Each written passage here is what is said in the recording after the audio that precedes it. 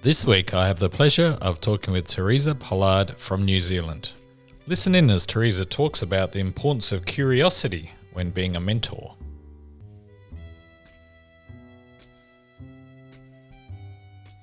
At the grassroots level, what's most important is, are you curious enough to want to learn about someone else?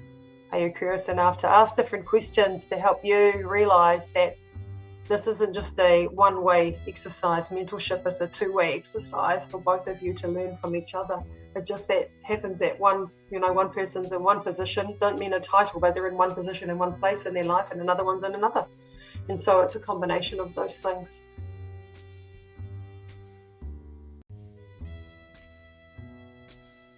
In today's episode, I'm excited to chat with Teresa Pollard. Teresa is a purpose-led leader with an entrepreneurial focus and 20 years in sales, marketing and technology, leading executive engagements and diverse teams in New Zealand, Singapore and New York. Teresa hails from Auckland, is of Maori descent and is a proud role model for rangatahi, young people across the country to follow a pathway that is both fulfilling and prosperous, and encourages them to join the world of business and technology. Teresa leads the strategic partnerships portfolio for Datacom, bringing together community, iwi and ecosystem partnerships that deliver impact and alignment to Datacom's purpose and values. Datacom is New Zealand's largest technology services company with over 6,500 staff across New Zealand, Australia and Asia. Teresa, welcome to the show. Thank you, and kia ora to everyone. Pleasure to be here. Teresa, you've been in various sales roles and leadership in the technology realm for some time. How did that storyline start for you? In fact, it started actually by accident. I'd done the kind of normal thing, right? After school, I went to university, did my commerce degree, worked on the help desk at university, doing some odd jobs and bits and bobs, and really enjoyed that. Finished my degree in business, which was in marketing and management, and then I kind of took a bit of a weird pivot at that stage where I went to work at one of the biggest hospitals in Auckland, Middlemore Hospital, for my summer job. And that was working in emergency, helping out with administration and things behind the emergency counter, which at that stage was behind a huge cage because they had so much violence and things kind of going on that they had to protect the staff. And so you had to work behind a big cage, which was an interesting experience. So I worked there for a few months and I saw some pretty hard to deal with things, to be honest, for families and whānau across New Zealand. And then as a result of that, got to know the doctors and the nurses, obviously, through the work that I did. And they said to me, you should apply for medicine. And I was like, what? I hadn't really kind of thought about medicine. Kind of went through that process and then got accepted for medical school at Auckland. And I'd, done a year's science degree and all the pre-med and all the rest of it to kind of get accepted, and then went to medical school and did that for a few years, and then had a bit of a family episode where one of my family got sick during that time, and I just kind of lost the whole world for it, to be honest. And I kind of finished up halfway through. So at that stage, I had obviously done my commerce degree as well, and a friend of mine had said to me, hey, why don't you come and join us at Konica Minolta. I kind of worked in marketing at the time when I was kind of younger, and then into Fuji Xerox in sales. And I just went, okay, because I wasn't sure what I wanted to do, to be honest. So I kind of went into that. And then from then on, I just found it very easy. I didn't find it a struggle at all, and did that for a couple of years, and then got selected for an international executive training program in Asia. And that's kind of how I ended up in Singapore, leading teams up there across the Singapore office and then right across to Asia. And then met my husband in Singapore. He's from England. And then we made ourselves over to New York because he got offered a role in Manhattan. So we went to live there for a couple of years, which was very hard, of course, to live in Manhattan. It's a challenge, but someone's got to do it. And then I ran teams out of New York, and that's kind of how it's kind of happened from then on, to be honest, and just kind of found my love for technology, found my love for sales and marketing, and for really kind of leading strong, trusted, strategic relationships, basically. And that's kind of how I found my way to what I do now. So you're in strategic partnerships now, but that seems like a bit of a pivot away from sales. Why the change now? Well, in the last couple of years, I pivoted away a little when I joined Datacom, I went to run the professional services teams across our regional offices. And that's kind of looking at everything from, software development to all the kind of professional services and technology you can think of. So I ran that for the first kind of year or so. And then I got asked to run all service lines and teams for our North Island business. So I did that last year through lockdown as well, which was an interesting challenge. That was a big team across that, running all of our business there. And then that role is based in our region. So I kind of traveled a lot. Every single week I traveled for a good 6 or 7 month period. So that kind of, had its toll on things. And my husband and our family wanted to stay living in the city in Auckland.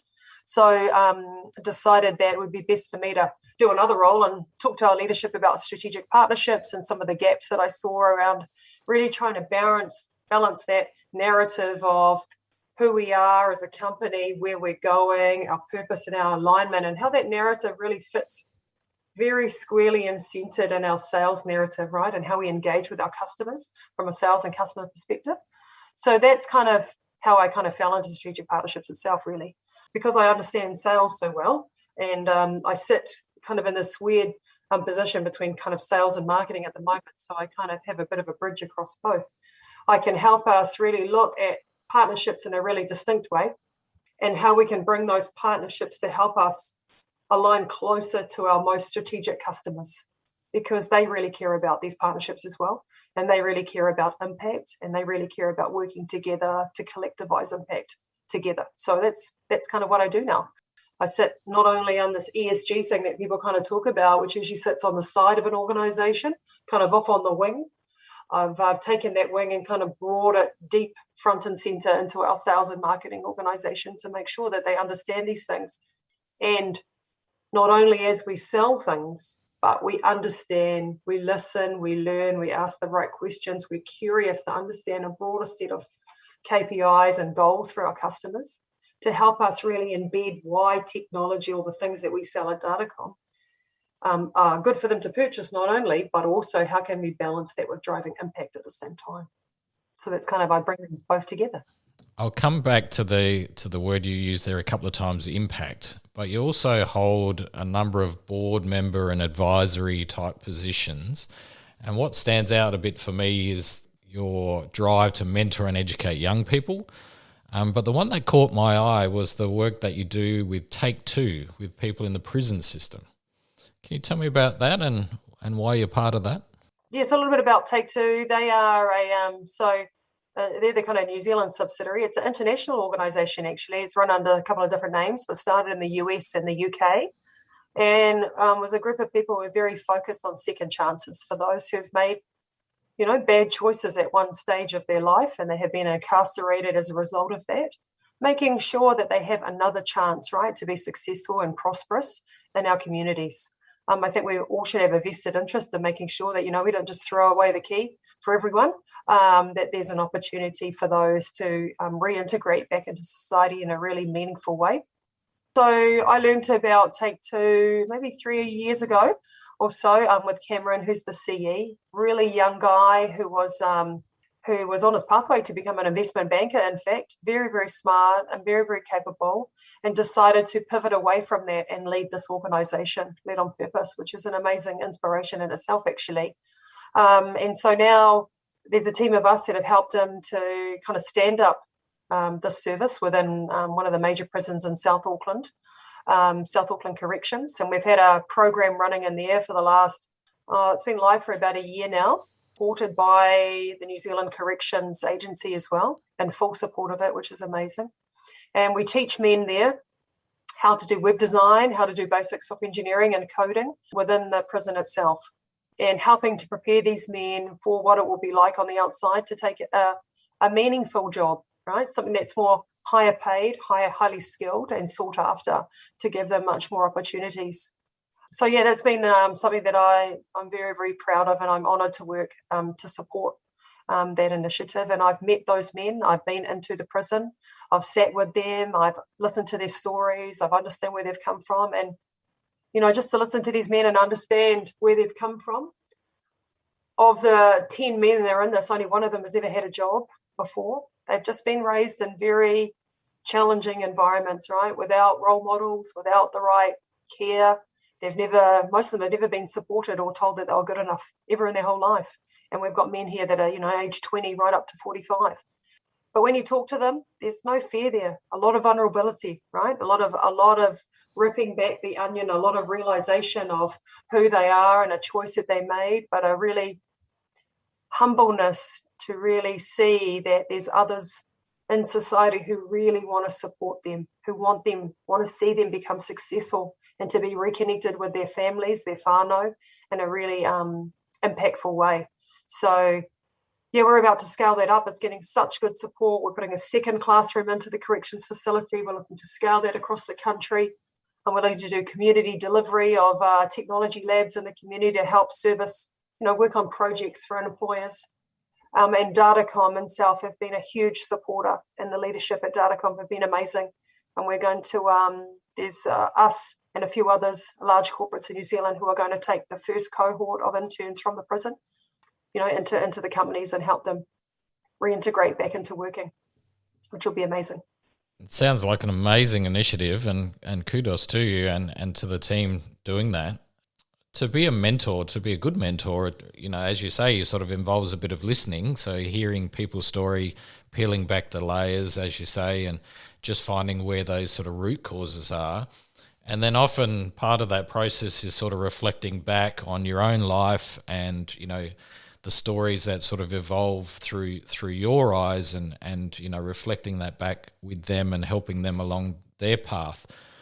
And so stories are often a big way or a great tool to actually use to explain an idea or a concept. How important is storytelling to you? And is it a tool that you use purposefully, accidentally? And what does that look like for you? It's interesting, actually, because in the beginning of when I started kind of doing mentoring and going around talking at schools and talking lots of, in front of different groups, it was kind of accidental, to be honest, because I would, obviously my story is my story, right, on how I kind of came to be where I am today. And I do adapt that in different ways based on, the audience and what I think is going to be helpful for them, and key points that I think would be good takeaways. But a lot of that storytelling I have learned to do well and even better by listening more to others and really understanding where they have come from. And, whether it's adversity or whatever it is that they may have faced, right? We all have our challenges that we face throughout life. A lot of that is just collectivizing those in different ways and being able to find ways that help people through different stages of their life. And those things change, of course, as we get older and we move through our own different stages of our life. Yeah, I've just kind of learned to do that better and better. And I'm still continuing to learn how to do that better, to be completely honest. And I learn something new from every single person that I speak to be completely honest, in terms of their story and where they've come from and what they're trying to face, which is a real privilege to be able to do that. So I know you've done a lot of keynote presentations, for example. I know you've been a part of, panel discussions, etc. Do you do any other sort of publicly visible type, content creation? Do you write for anyone? Do you appear on anything other than these types of things that you get invited to? No, not yet.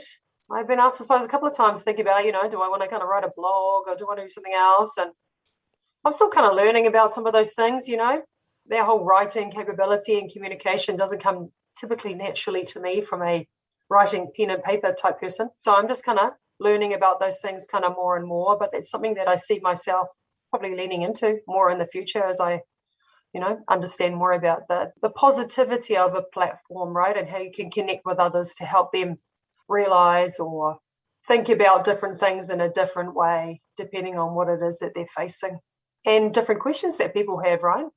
I think mentorship's an interesting thing, and being able to talk to people and different diverse audiences also helps me to understand these things better. But when it comes to mentorship, there's a lot of formulas people talk about, you should do it this way, you should do it that way, and it should be in this framework and all these types of things. But at the grassroots level, what's most important is, are you curious enough to want to learn about someone else? Are you curious enough to ask different questions to help you realize that this isn't just a one-way exercise? Mentorship is a two-way exercise for both of you to learn from each other It just that happens that one person's in one position, don't mean a title, but they're in one position in one place in their life and another one's in another. And so it's a combination of those things. And what I found too, in terms of my own mentors, and I have a few mentors myself, that are all quite different. They're not the same type of mentor, which I think is quite interesting, is that I go to them for different things because they have expertise or knowledge or an association with one set of knowledge versus another. What we find too is that with these mentors, and I'm very privileged to have them, that they don't see this at all as one way. They absolutely see this as two-way, and they learn lots from that as well, which is awesome. So I learn lots of things from them to then help to pass on to others, where I can learn from others as I mentor other people. So yeah, it's pretty awesome. Paying it forward. Yeah. So I'm always curious about the sort of chicken and egg sort of question. Do you think, in your opinion or in your journey, have you been invited to do keynote speaking, be on these panels, be part of these boards because you've done public speaking, because you've done other things in that area, or is it driven from a different direction? Like, do you get asked, perhaps to be part of a board because of somebody you know, as opposed to somebody who's seen you speak or has seen you being part of another board? And is that self-fulfilling to some degree over time? Yeah, that's an interesting question. I was just trying to think about the board roles that I have at the moment. They've all come quite similarly. So I've applied for them officially, but I've actually got, asked to apply for them because someone knows me, or a mentor, an association that I have as part of my network has said, hey, would you be interested in this? Because we think this is going to align with, your values and what you're trying to do and the impact that we believe you're trying to make. So that's kind of how it's happened. It's not like I've gone on to Seek, you know what I mean, and filled up my CV and, attached it to different board roles. What I found, as I say, a lot of the board roles that I have fell into have been a process of nomination, which is quite typical, as I've understood, through this kind of board process. At the end of the day, too, if you're interested in kind of going and following a board type career, it's good to kind of assess who you are as a profile on a person, right, and the expertise that you think you can bring to a board. So for me, a lot of the reasons I've been chosen or nominated and then chosen is because of my experience in technology. So that's been definitely something that's been of interest, because a lot of boards still don't have that as a specialty. So that whole digital adoption, what does digital technology look like to empower that entity, whatever it may be. In New Zealand, there's a big association to make sure that we've got people that are of tangata whenua, like of Maori whakapapa, representing on different boards to make sure there's diversity. But with that, there's always a positive and negative. So, a lot of my colleagues and I who are Maori talk about these things a lot, that we don't just go jump on a board just because you're Maori. It's about, can we make a real, conscious difference to what it is that this entity is trying to do. It's not a box ticking exercise by any means, and it's not for me. So I'm very conscious of the boards that I have chosen up until now, and the belief they have in those boards, and the contribution that I think that I can really, really make, and the learning that I think that I can get from others that are on that board already as well, or what it is that I think that I can pass on to them through that process. So it's a real dual process as well. When I read your LinkedIn profile, I see a lot of words like helping, developing, coaching, guiding. It seems your work is more than just making a living, and you appear to have a purpose. What drives you to lead with purpose and not just profit? I think that a lot of that comes down to my heritage too. So in Maori culture, as you rise through the ranks of what it is that you're doing, you come to the stage where you are a role model for others and creating a legacy for those who will come after you. And so there's a lot of Māori words that describe that, and we talk about kaitiakitanga, which is about guardianship of others, of what has happened before and what will come in the future and what happens now. So a real awareness for some of these things. So that's really important to me, that I represent what we call our tupuna, right? Those who are my elders that have come a long time before me, who faced other adversities that I don't face today. whereby when equity is still an issue across different community groups, it's my role, my obligation, right? My role to be able to stand up and role model for others so that they can have just as much opportunity as this that have been given to me. And my parents, the sacrifices and compromises they made for me, and my grandparents and so forth. So that's very, very important. So that's probably number one. Number two is leading, for me, leaving a legacy of purpose, right? At the end of the day, I want to know that I've helped to contribute and drive change. I'm a big driver of change wherever I can. I love change, actually. I get bored of things that are not changing, to be honest. So I like to look at different innovative ways to be able to bring out change that's going to be really helpful to others, help us move into another realm of difference in a good way, right? That can help push the boundaries to help stretch our thinking and help us think differently about what can be. And as I say, equity is always at the center of that. So that's probably the second thing. And thirdly, I'm a true believer in balancing, right, profit and purpose. So there's a lot of work at the moment around B Corp certification, around business for good, around how can business be a lever, right, into opportunities that can drive impact. And I'm a true believer in that. So, and I think in a post-COVID world, and who knows what that means, post-COVID, because, COVID's going to be around for a long, long time, but many people have faced adversities of many, many kinds. And I really do feel that since the lockdown really happened last year, and we continue to face these things across the world, what's most important that I find from my colleagues and from our customers, everyone wants to feel like they've made a difference to support someone else, right, in their community, to help their fellow neighbour.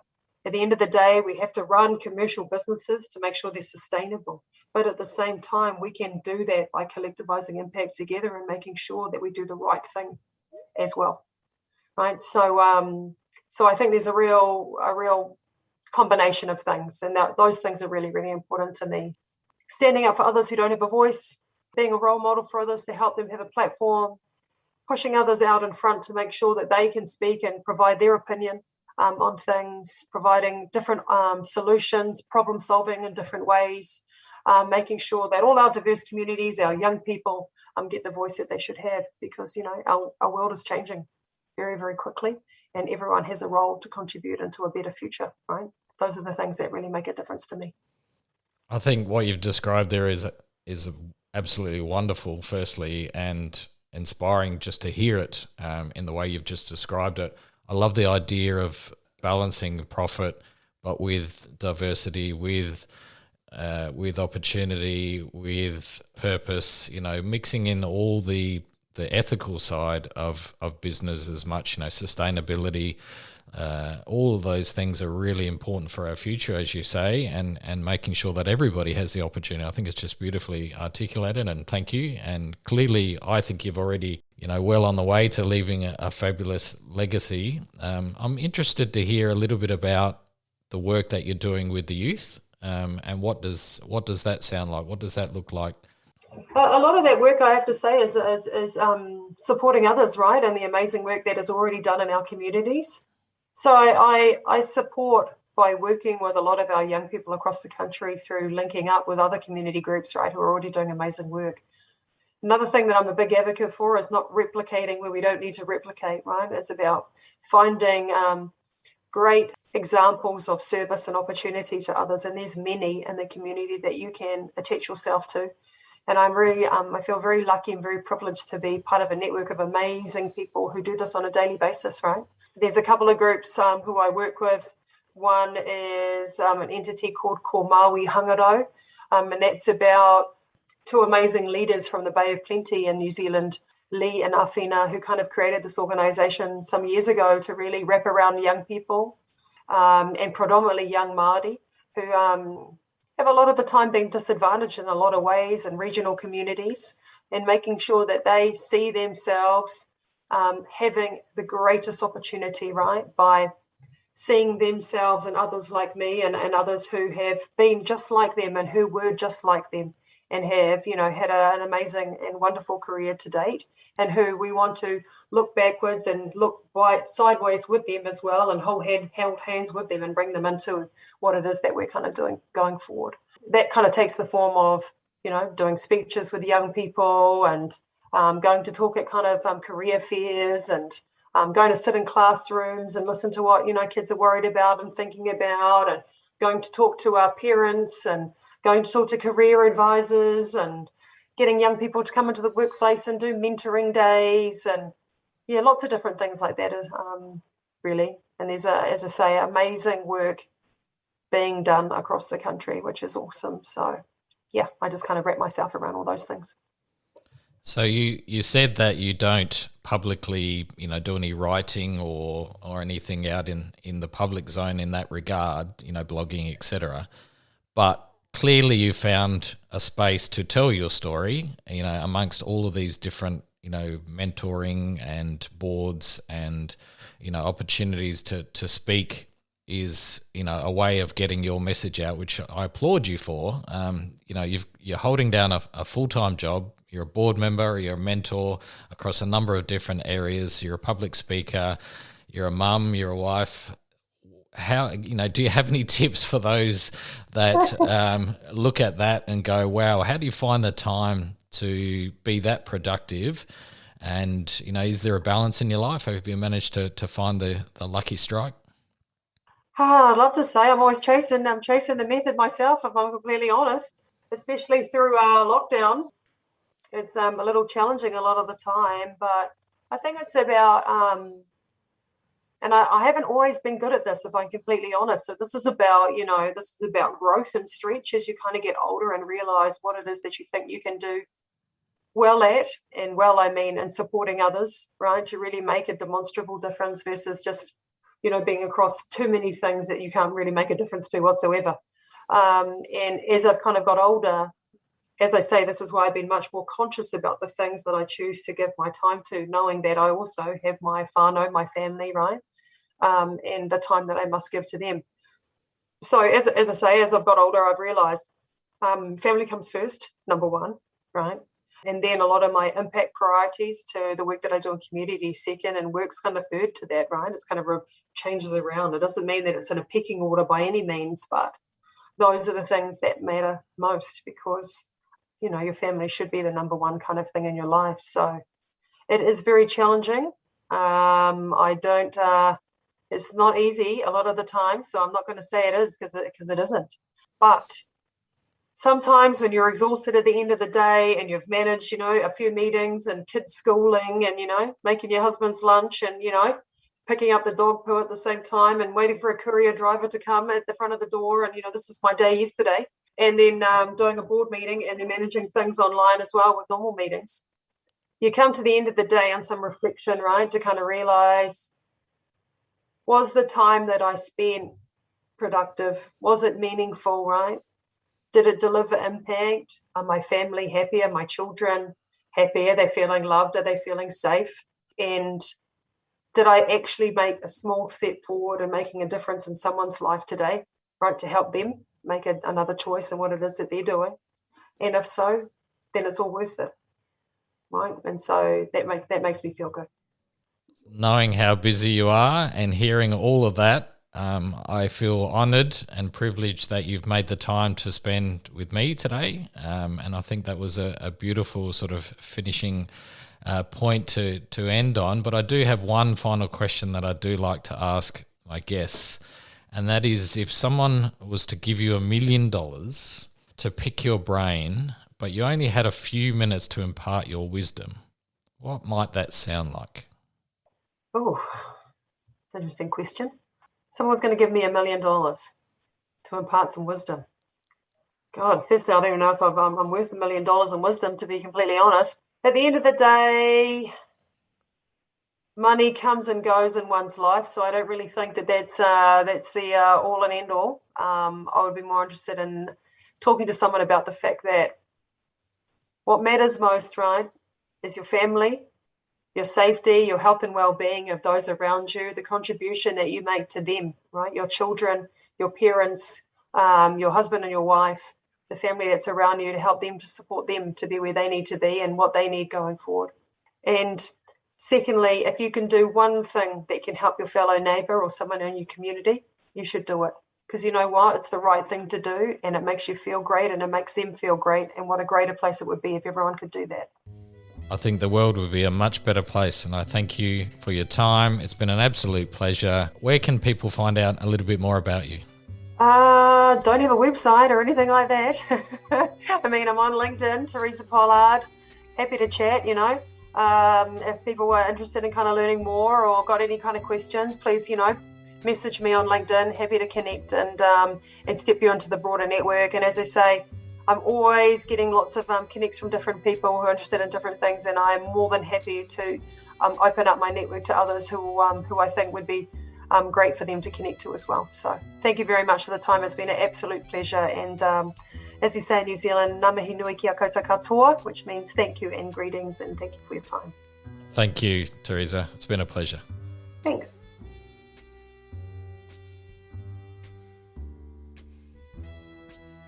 Teresa is an inspiring leader and is driven by her deep-rooted Maori culture. A purpose-driven role model who works hard daily to guide the next generation and make a real difference. I think we can all learn something from Teresa's passion and priorities. Much love. Chat soon.